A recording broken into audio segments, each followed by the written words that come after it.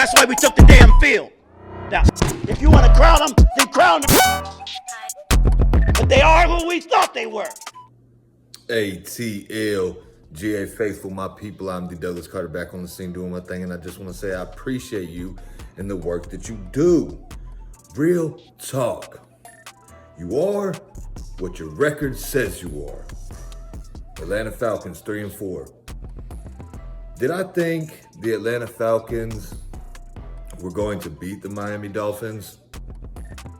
I wasn't sure. Does it surprise me that we lost to the Miami Dolphins in the fashion that we did? No. It doesn't surprise me because I'm an Atlanta Falcons fan and I have been for a long time. So it doesn't surprise me. Do I think the Falcons go into New England and beat the Patriots? Yes, I do think we go into New England and beat the Patriots. Maybe we pull it out in a close game. Maybe we just whoop the Patriots, because this is what the Atlanta Falcons do. They get up for games and they come out and they perform.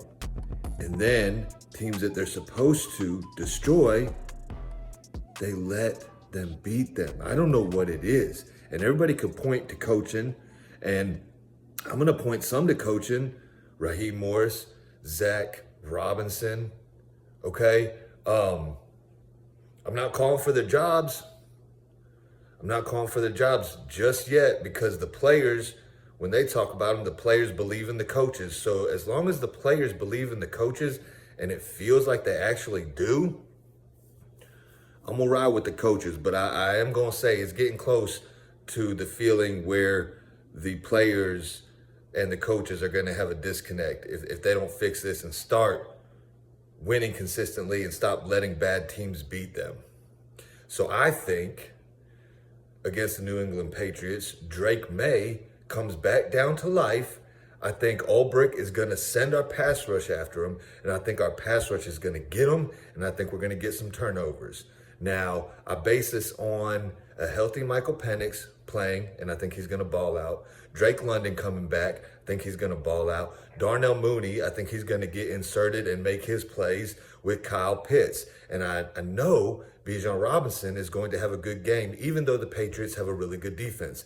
Bijan is going to lock in, and he's going to have a big game.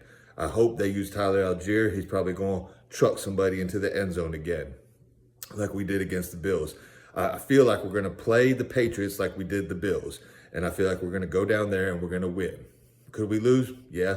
If we did, would it surprise me? A little bit, because the Falcons usually beat the teams they're not supposed to or win the games they're not supposed to, and vice versa, lose the games they should win. As a Falcons fan, you know this and I know this. So, is Billy Bowman going to come back and play? Is Zach Harrison going to come back and play? Is Jesse Bates okay? You know, we are missing Devon Diablo. That's going to hurt.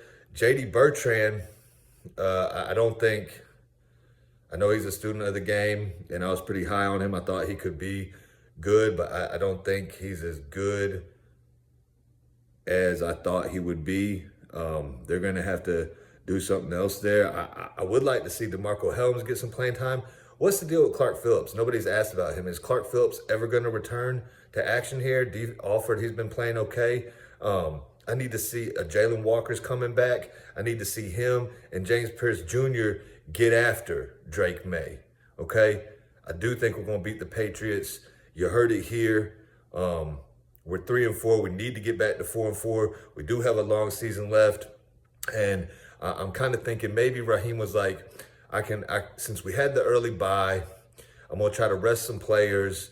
Even though they're dinged up, they could probably go, but I'm going to try to rest them so we're healthy at the end of the season, and we can make a playoff push at the end of the season. And we might have to give up some of these games early, probably thinking we could beat the Dolphins with Kirk Cousins. No, that ain't happening. And then, thinking, we could beat San Francisco, which we should have beat, you know what I'm saying, with some of our players out as well. I don't know if that's their train of thought, but it didn't work. So now you better bust it. I believe in Chris Lindstrom and Jake Matthews, and all these guys are going to get Matthew Bergeron and Newsel. Now, what's the guy, Elijah Wilkinson? He's got to step up.